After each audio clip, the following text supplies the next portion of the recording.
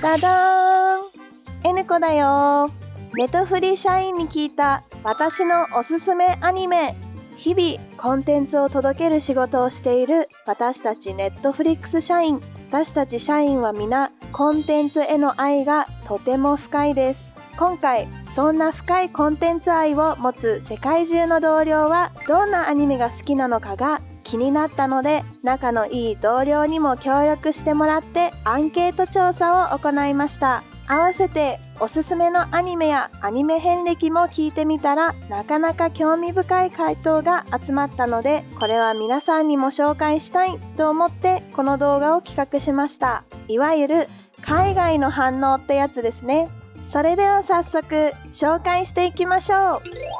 今回アンケートで調査した内容はこちら。回答の中にはすごい長文で作品への愛を語ってくれているものもあって、本当にそのアニメが好きなんだなーって伝わってきました。それとすべての質問に回答がされているわけではないので、回答の内容については差分があることをご了承ください。それではまず初めて見たアニメについて、回答はこちらになります。セーラームーンと回答した方が3名いますね。他にもドラゴンボールやエヴァンゲリオンなど有名アニメが初のアニメという方が多い印象です。アニメのタイトルから推測するに80年代から2000年代にかけてのタイトルが多いので、海外でのアニメブームが大きくなる前からアニメに触れていたのかなって思いました。私もセーラームーンは大好きな作品なので、回答した同僚とは時間があったらぜひ語り合いたいです。ちなみに私が初めて見たアニメもセーラームーンなんです。近所の友達が日本に引っ越す際に譲り受けたセーラームーンの VHS を毎日見てました。次は今見ているアニメ。回答はこちら。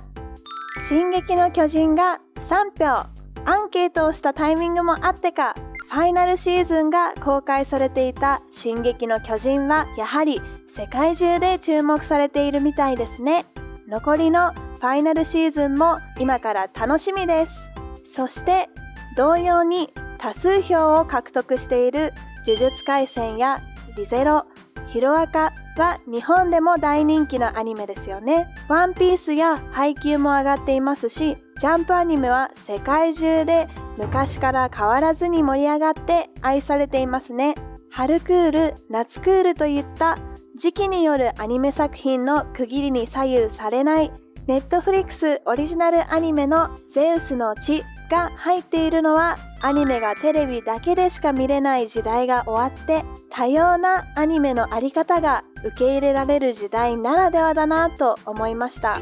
続いてはネトフリ社員のおすすめするアニメ。様々な作品を知るネトフリ社員がおすすめできるのは1作品だけという胸が苦しくなる縛りを受け入れて紹介してくれるアニメは一体何なのか、私もすごく興味があります。回答はこちら。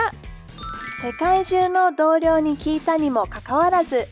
まさかおすすめ作品がかぶってくるなんて思っていませんでした。カウボーイビバップと鋼の錬金術師は本当に名作ですが、まさかこんなにも広く影響を与えていたなんてびっくりです。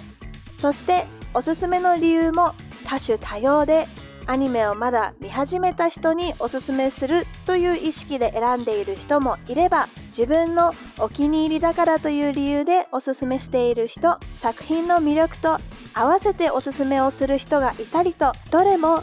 きという感情が溢れ出ています。ただ、もし私が蛍の墓をおすすめだよって気軽に勧められて見ることになったら、なかなかハードな体験をしていたかもしれないです。内容が重くて見る時のコンディション次第ではすごく落ち込んじゃうかもしれないです。アニメに限らずですが、作品をおすすめするって意外と難しいですよね。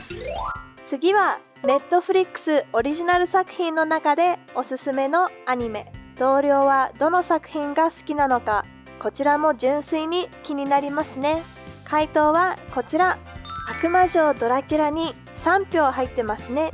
コナミから発売されたゲーム悪魔城ドラキュラシリーズをベースに作られたこの作品はザ・ダークファンタジーという言葉がぴったりなアニメです。ゲームに準拠した独特な世界観がしっかりとアニメとして表現されているすごい作品だと思います。シーズン4も最近始まったので、これを機にぜひ一気に見てほしいです。他にも話題をさらっていったグレートプリテンダーやビースターズ、先月主役を演じた津田健次郎さんとの特別生配信もした極主不動など、注目作品はしっかり抑えていてくれて安心しました。この中で特に共感したのがデビルマンクライベイビーの理由で、私も友達におすすめするときは同じことを言うと思います。気になった方はぜひ見てくださいね。最後のアンケートは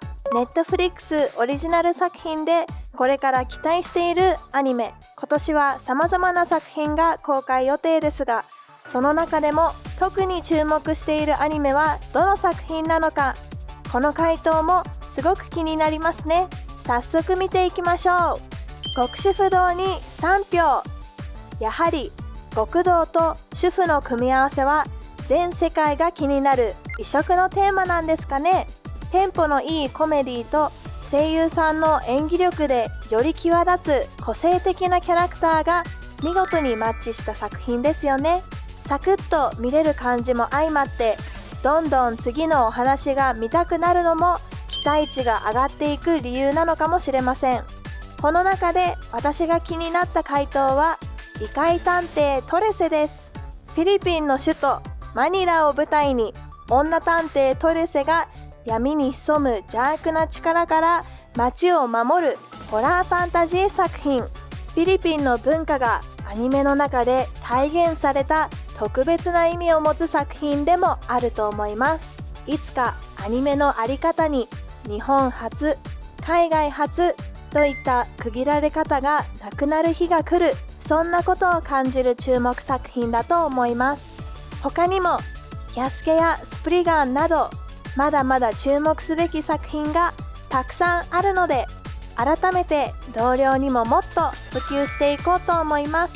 ネトフリ社員のおすすめするアニメいかがだったでしょうか。世界中でいつでもアニメが見れる時代になり、同じ時間に同じ熱量を持って好きなものに夢中になれるのはすごく素敵だと思います。アニメは世界をつなぐなんて言ったら話が飛躍しすぎですかね。今日紹介したアニメの中で気になる作品があったらぜひチェックしてみてください。私は今日寝る前に悪魔城ドラキュラを見ようと思います。それじゃあまたねー。